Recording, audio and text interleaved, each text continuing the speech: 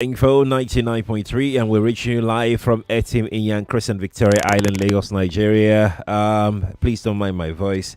I don't have a cold, but for some days now, it's just been like this. I don't know what's going on. It's a sexy voice. Excuse me? It is a sexy voice, more deep baritone. Okay. So you must be up to something. How did we get to this point? No, I was just explaining why, if people are hearing me. So was I. I was also explaining. I tell you that it's a deep baritone, deep sexy voice. You must be up to something. Yes, let's just go on.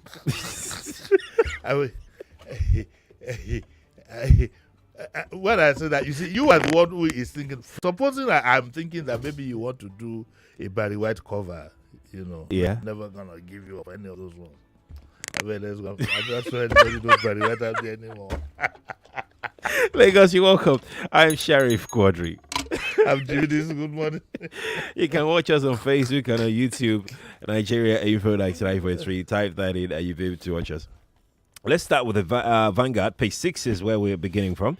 More bad celebrities, youths, fans storm Lagos, Osun, Delta as protests enter day 2. Wow. What I saw yesterday in social media was massive. Massive. And Lagos, Osun, Delta. Okay? And so the Osun youths are asking that his hospital treatment should be reviewed. And they were protesting that his killers should be fished out. Nollywood actress, I think that's this lady that is called Yabo Ojo or so.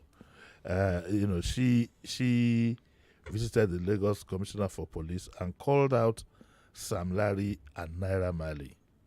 Okay? And Falana, Femi Falana, the lawyer, in his, I think his counsel to the family, it must be, it wouldn't have been otherwise. He is seeking a coroner's inquest. That is a given. It should happen anyway. In fact, he shouldn't even have been buried without a coroner's inquest. Now, yesterday I saw there's a gentleman called Ned Nwoko. I think he's in other House of Reps or Senate. I'm not too sure. Is that his name? Yes, Ned Nwoko. And he said that he was going to propose a bill that nobody should be buried without a coroner's inquest or something to that effect. And I said to myself, I wish I could see him to tell him that that's not the way things. He's a lawyer, yes, but if you try to do that with every burial, then you'll be burying people 2-3 weeks, 4 weeks after they died, and it just depends on the circumstance.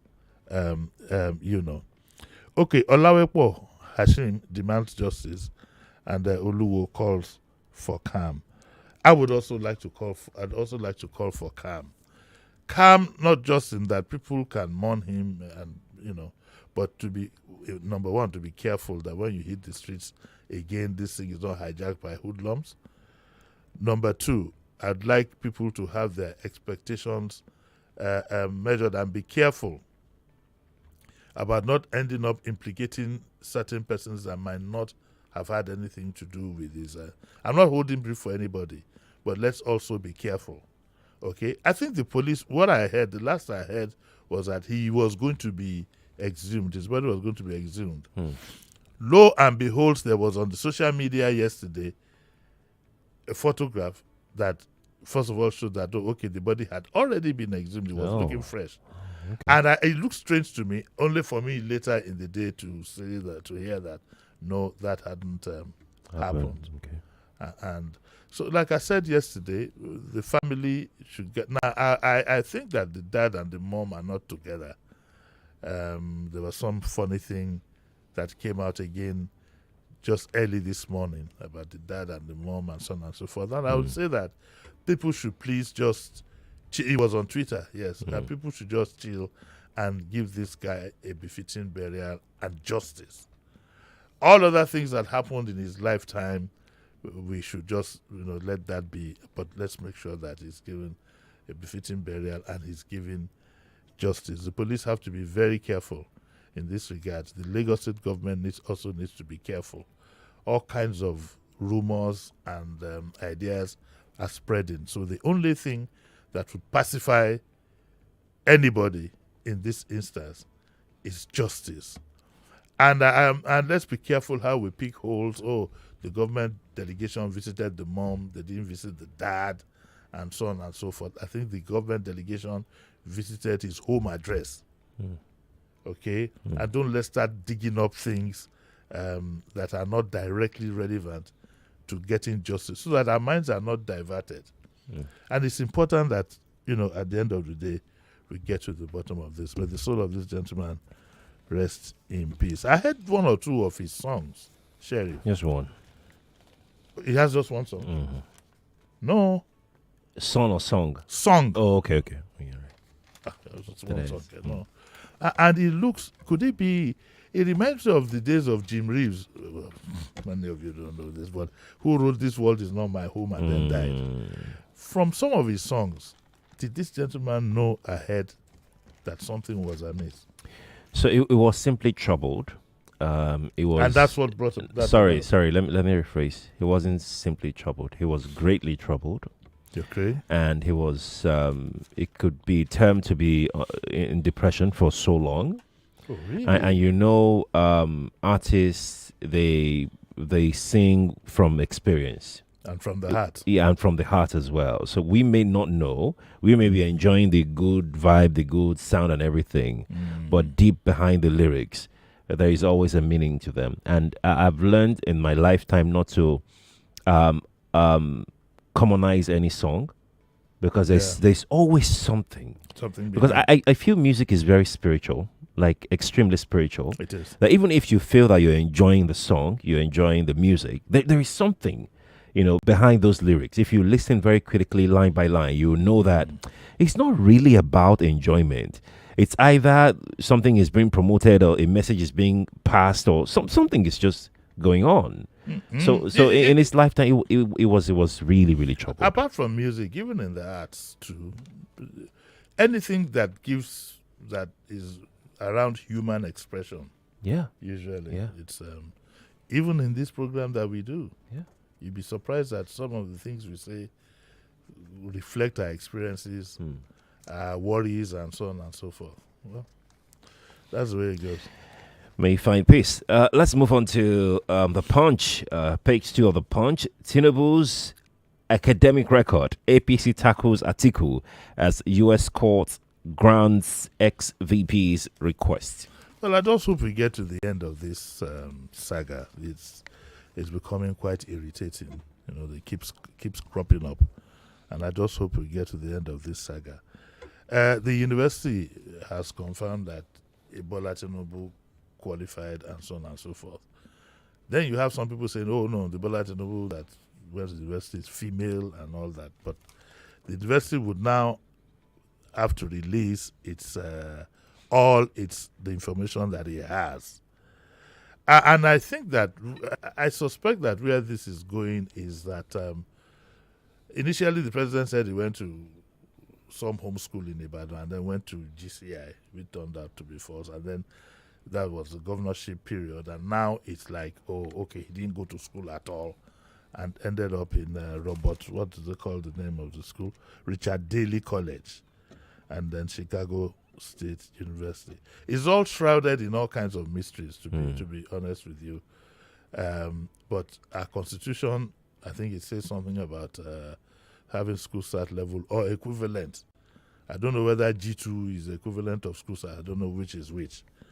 But like I said, the kind of person that I am, from day one, I would have come clean as to what exactly it is. Everybody knows I went to Unibe and I was kicked out. Ended up in Unilag, and here I am today. I mean, that is a given. I don't know, I'm not into, I went to Methodist Boys High School, even though I wanted to go to Igbobi. These things shouldn't be occurring at all, as far as I'm concerned. It shouldn't be happening, not at that level. And I repeat what I said the last time we had it. Everybody has a past. Everybody has something that he has done. Yeah. By the time you get to the age 40, you have a past, and it's better for you to own up, than get yourself embarrassed with things like this. I just wish we just put it behind us and let's wait for the Supreme Court ruling and then move on. Because according to the explanation here, whatever information that it gets now okay, might not help the case in the Supreme Court, in the sense that I'm being told, or I've read some of these things saying that you can't present fresh evidence. The Supreme Court is to review the judgment. That's what I don't know. I can't say for sure. When I'm not sure because I'm not a lawyer, because these things are opinion based, and I don't have an opinion because I don't have the knowledge. But I want us to put this thing behind us. I want us to put this whole thing behind us. I think it would be nice if the president, having in the past said you went to one college and you didn't go to that college, and primary school, I didn't go to that primary school. It would be nice if you just come up to say, okay, guys, let's sit down and say, this is what it is. I had a lot of pressure growing up. I had to do certain things. There's also this weird thing about that, the Bola Tinubu that went to Chicago is a woman. I mean, the man is a man. There was some person called Bola Tinubu who died. I'm tired of all these stories. It's not going to help us. It's not going to help the man. It's not going to help anybody. It's going to, the man himself, I've never seen that kind of human being. He doesn't bother about all the things that just keeps going. And by the way, that was a nice speech that he gave at the United Nations. But I hope he can walk the talk. It's one thing to go out there and say encouraging things to people. But what do you do back home? And international businessmen are not stupid people. They're not throwing good money after bad.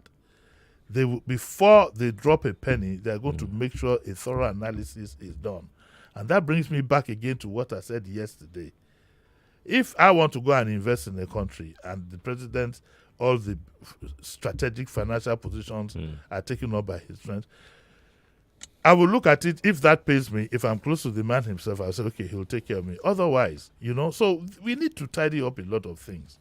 We do need to tidy up a lot of things here. But don't let me take too much time on that. Let's move on to the next subject.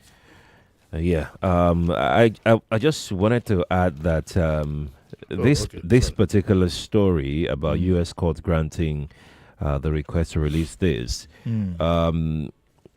I saw David Hundain's video on the social media yesterday, and it was talking about how he and some other people in America, wrote an FOIA to some U.S. government agencies, the Justice Department, the FBI, and all of that.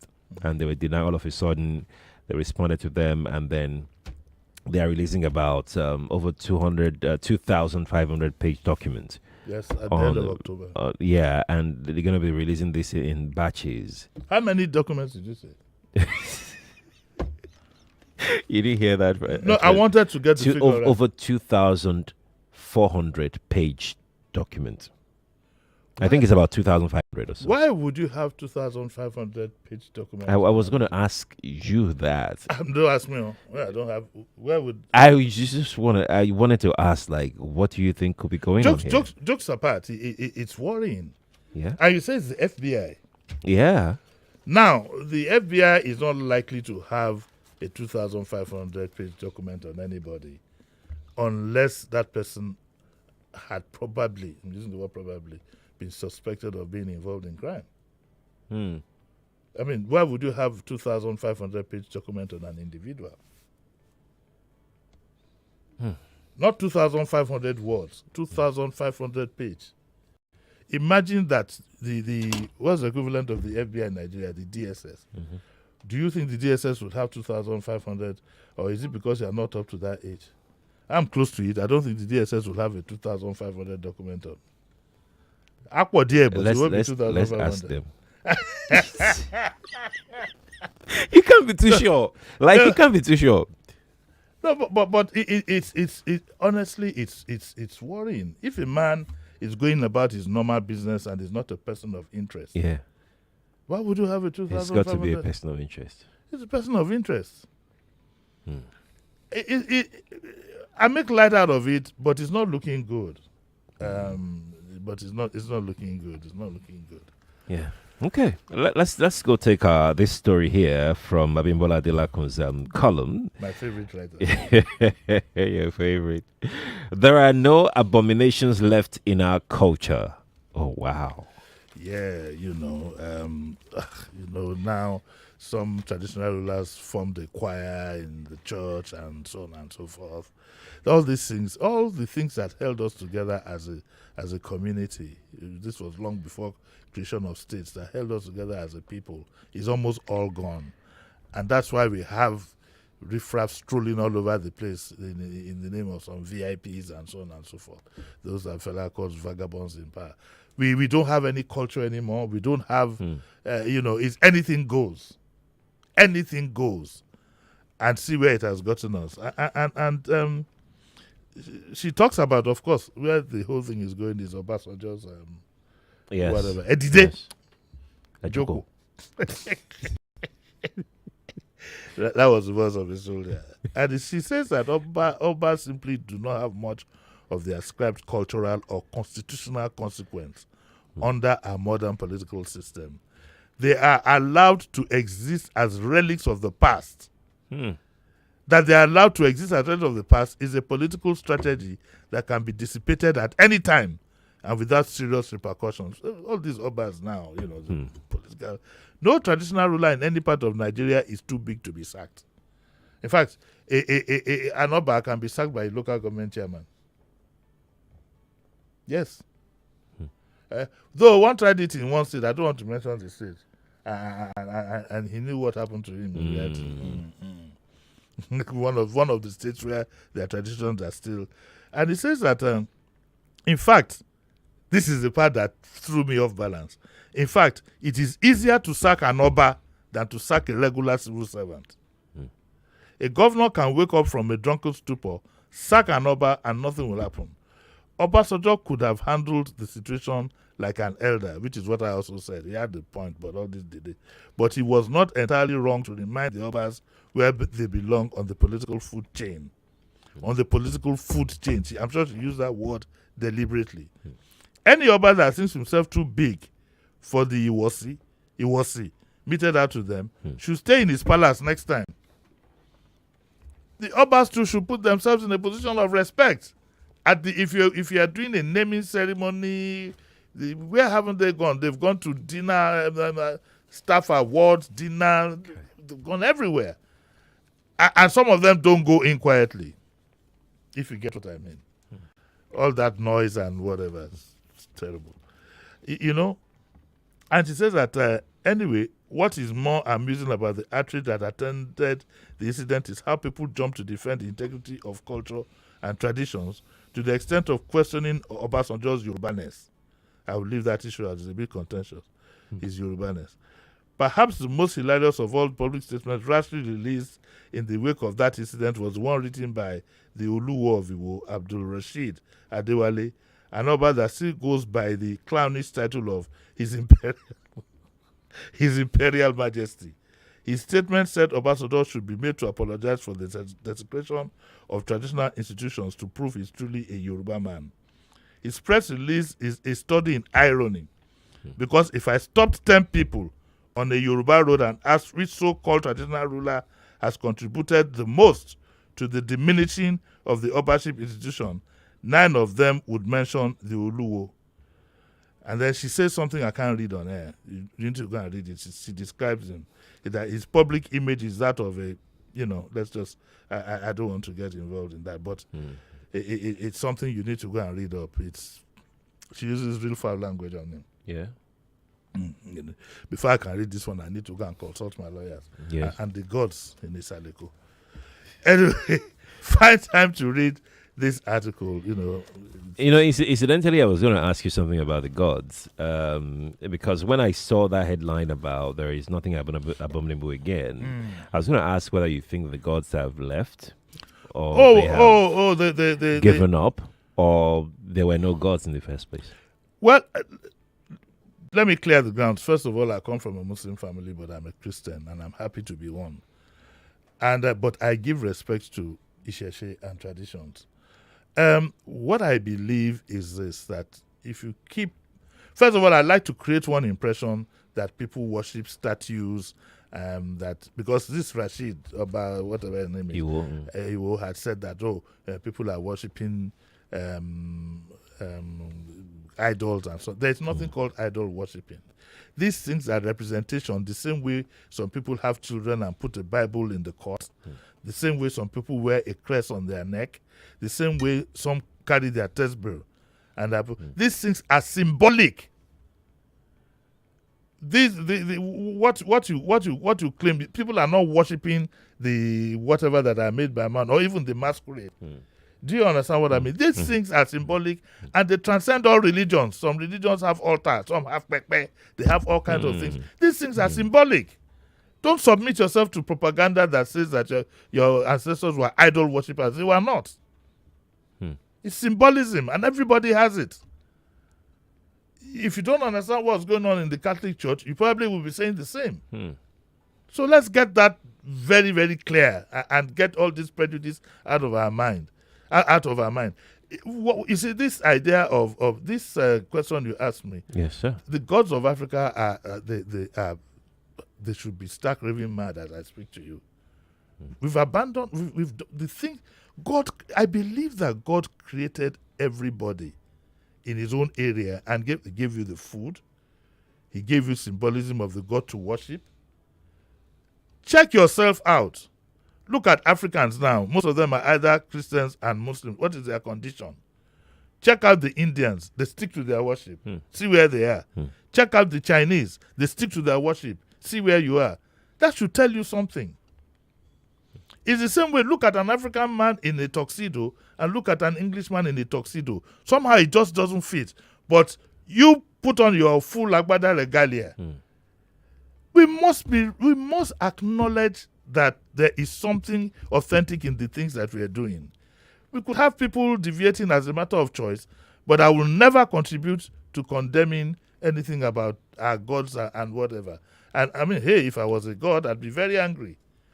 All this Shogo and all these things, they are representations, just like you have in other religions. They are prophets.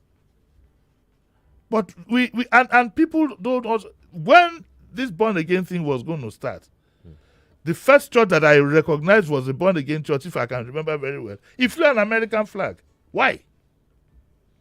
Why? And the early ones were flying American flag. Why? Because religion is a very good form of, it's very good whatever propaganda. And we suck it in. It's only now that we have our leaders now when our eye don't open. That's why our president will be able to look at everybody in the eye to say that this time around we want to be treated as equals. But Africa needs to speak with one voice. Because they will always throw... is it the cat amongst the mice? Don't let me be like my classmate others. Is it the cat amongst the mice or the mice amongst the cats? What of life on YouTube says the British colonized Nigeria and India. When we got independence, Nigeria kept their religion, but abandoned their technology. India abandoned their religion and kept their technology. India didn't abandon their religion. No, the person was saying that India abandoned the British religion and kept their own. Yeah. Yes. Till date, you still find an Indian who even born in the UK and whatever. At any small distance, you know that he's Indian. Exactly. He'll eat Indian food. Do you know? Speak the language. Do you know it doesn't matter where they are? They still worship their gods. They worship their gods. They speak their language. In any country, in Nigeria, who goes to? I remember back who goes to UK, they'll come back with timber coat, thick, and wear it in the heat.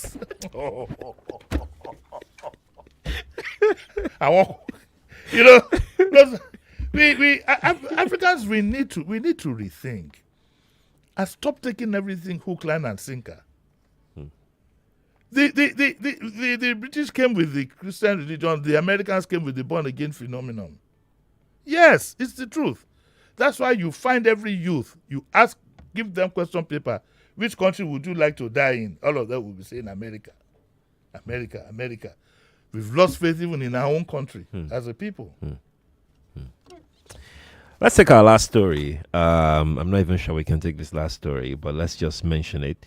Nigeria to hold low-key independence anniversary, Akume. Yes, I'm glad the government has decided this, and I give them kudos for that. This is not the time for any wasteful We've almost even forgotten about October 1. We always concentrate on May 29, but I'm glad that they say they're going to hold a low-key independence, anniversary.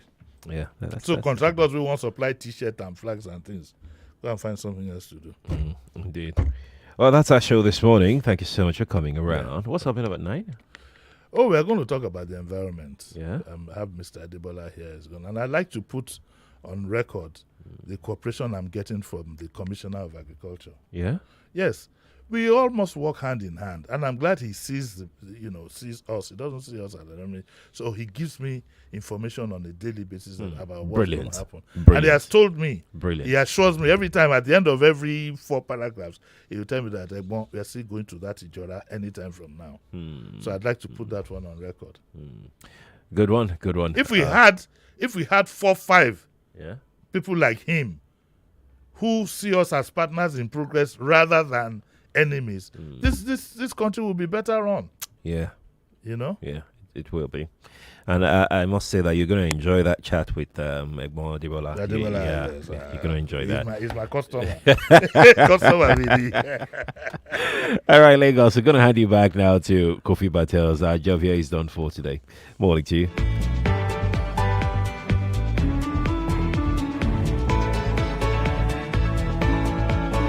99.3 Nigeria Info. We are more than just radio. Subscribe to our YouTube channel at Nigeria Info FM. Check us out on Facebook at Nigeria Info 99.3. Follow us on Twitter at Nigeria Info FM and on Instagram at Nigeria Info FM Lagos for live updates as it happens. 99.3 Nigeria Info.